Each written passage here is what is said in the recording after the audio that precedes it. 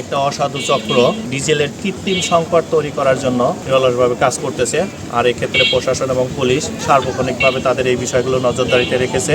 যে কোনো ব্যক্তি অবৈধভাবে ডিজেল, পেট্রোল বা কিরোসিন মজুত করার চেষ্টা করবে, তাদের বিরুদ্ধে আমরা সর্বোচ্চ আইন ব্যবহার করার, সর্বোচ্চ শক্তি ব্যবহার করার চেষ্টা করব। এক্ষেত্রে আপনারা দেখেছেন, আমরা গোপন সংবাদের ভিত্তিতে একটা তথ্য পেয়েছি, এক জায়গায় 320 লিটার ডিজেল মজুত করে রাখা হয়েছে এবং সেইটার থেকে অন্য জায়গায় নিয়ে যাচ্ছিল। আমরা সেই অবস্থায় আমরা ধরতে সক্ষম হয়েছি এবং দুজন ব্যক্তিকে আমরা আইনের আওতায় নিয়ে এসেছি।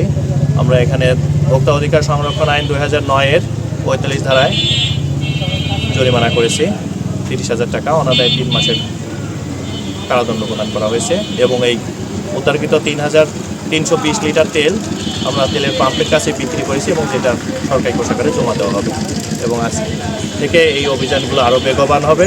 এই ক্ষেত্রে আমি সচেতন সাঁওতালবাসী মানুষের কাছে সহযোগিতা কামনা করি।